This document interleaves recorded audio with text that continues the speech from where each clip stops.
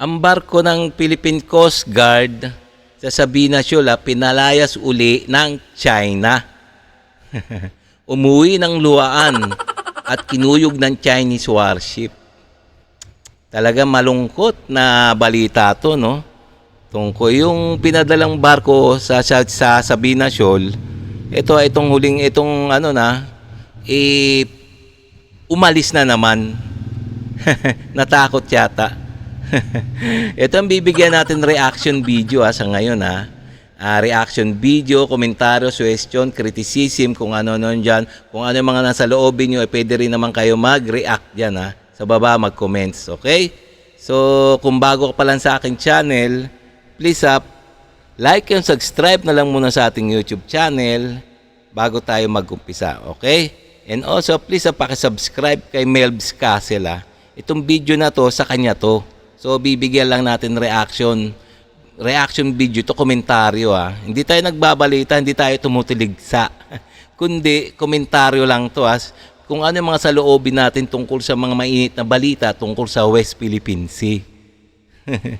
Okay, no? So, umpisa na natin kung bakit ba kinuyog at lumayas uli ang Philippine Coast Guard dyan sa Sabina Shoal. Kakapasok lang na balita, barko ng Philippine Coast Guard na nagbabantay sa Sabina Shoal pinalayas ulit ng China. Oo, pinalayas tayo sa sarili nating teritoryo. Hindi to kusang pag-alis tulad noong BRP Teresa Magbanwa. Sa satellite monitoring kasi ni retired US. Nako, talagang pinalayas o umalis. Pinalayas. Nako, nakakalungkot. Ito na naman, yung barko ng Philippine Coast Guard, umalis na naman sa Sabina Shoal. Pangalawa na yan. Air Force General Ray Powell, September 25 noong sinubukan tayong paalisin. Pinalibutan at kinuyog tayo ng 15 na barko ng mga Chinese. September 26 na uwi sa habulan hanggang sa nagdesisyon na ang Philippine Coast Guard na umuwi na at iwang muli ang Sabina Shoal. Hindi naman kinumpirma ng PCG kung ito ba yung dineploy na kapalitan ng BRP Teresa Magbanwa. Wow. Hindi alam ng Philippine Coast Guard kung ito nga yung pinadala nila. Ayun ang malaking katanungan dyan, Hindi nila alam. Pero galing kasi to ng Sabina Shoal. Is that we don't intend to disclose to the public the operational details of our operation. But it doesn't mean na hindi tayo nag-deploy. I just don't want to confirm nor deny whether additional vessels were deployed immediately. It doesn't mean we have already abandoned Sabina Shoal. I think there's a misconception, sir. Itinanggi naman ng Philippine Navy na kaya umuwi ang BRP Cape Engaño ay dahil sa 11 Chinese Navy warship na malapit doon. Hindi raw dito natakot ang PCG. Pero hindi sinabi ang dahilan bakit umuwing ulit. More than 10 warships of China in just one nearby areas. I mean, malapit sila sa isa't isa. It's the first time we have monitored that number close to Sabina Shoal. Alright. So, how do we view it, sir? I know you said earlier na you don't want to speculate on what, but on our part sa PFP, how do we view it? Importante ay nagpapatuloy tayong gampanan natin yung ating mandato. So they could surge number of ships to a particular shoal. We don't care. What is important is we still have the freedom of action to continue performing our mandate. Hindi sinasa publiko na. Teka. Teka naman. Biro mo niyan, hindi natin alam, ito yung katanungan Natakot daw ang Philippine Coast Guard sa dami ng mga warship ng China. Kaya umuwi na lang yung Philippine Coast Guard na nagbabantay sa Sabina Shoal. Parang parang di yata. Philippine Coast Guard ang kanilang operational details daw. Siguro para hindi mapahiya na itinaboy na naman tayo ng China.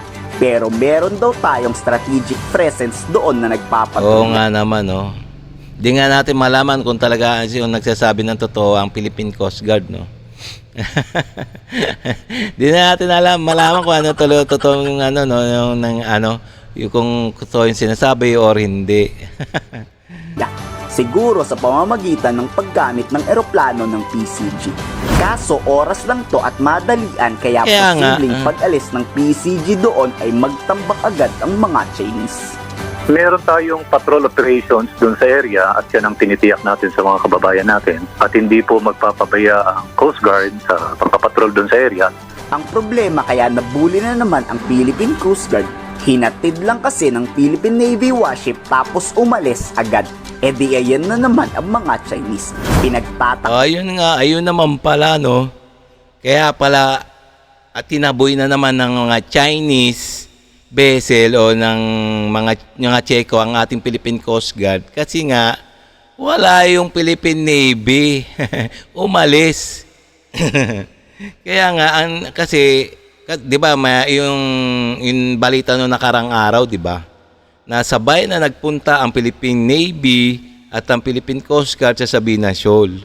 Yung pala, iiwanan din pala ng Philippine Navy ang Philippine Coast Guard doon sa Sabina Shoal. Siyempre, ang mangyayari niyan, siyempre, ang Philippine Coast Guard, ano lang naman yan wala namang mga sandata yan So talagang kahit tsaka isa pa, talaga naman binubuli-buli lang ng mga Tseko ang Philippine Coast Guard natin dapat kasi, sinasamahan na magbantay ng Philippine Navy. At least ang Philippine Navy, talagang may mga armas yung barko na yan So siguro naman, hindi na haharasin ng mga Tseko yan, yung mga ganyan. Kasi may kasamang Philippine Navy. Ang nangyari, umalis. O natural, siyempre, papalayasin talaga yung Philippine Coast Guard dahil gwardiya lang yan, Coast Guard lang yan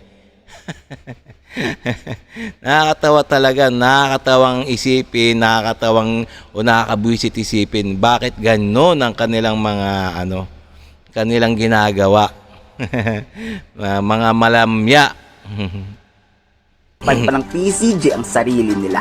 Kitang-kita naman sa monitoring ng US na umuwi at bumalik na ito sa Palawan. Objective always is to keep our approach as peaceful and rules-based as much as possible.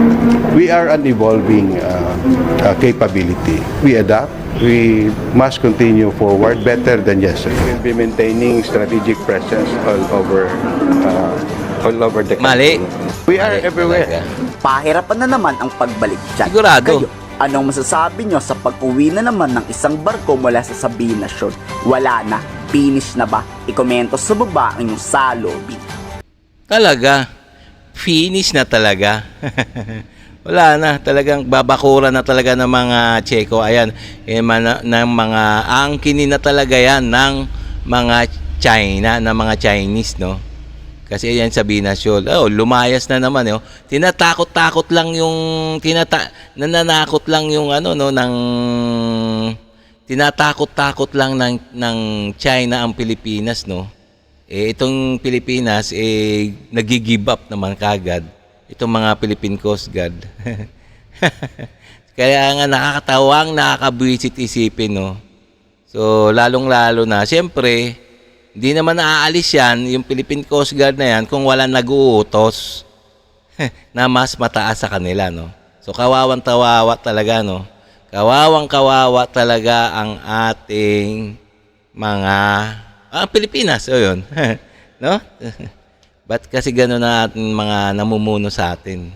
Di natin lubos maisip kung bakit gano'n, no? So, pwede rin kayo magkomento dyan sa baba kung ano yung mga komentaryo nyo sa ganitong balita sa West Philippine Sea na pinalayas na naman ang Philippine Coast Guard sa Sabina Shoal. Kaya nga alam ko finish na, wala na tayong Sabina Shoal.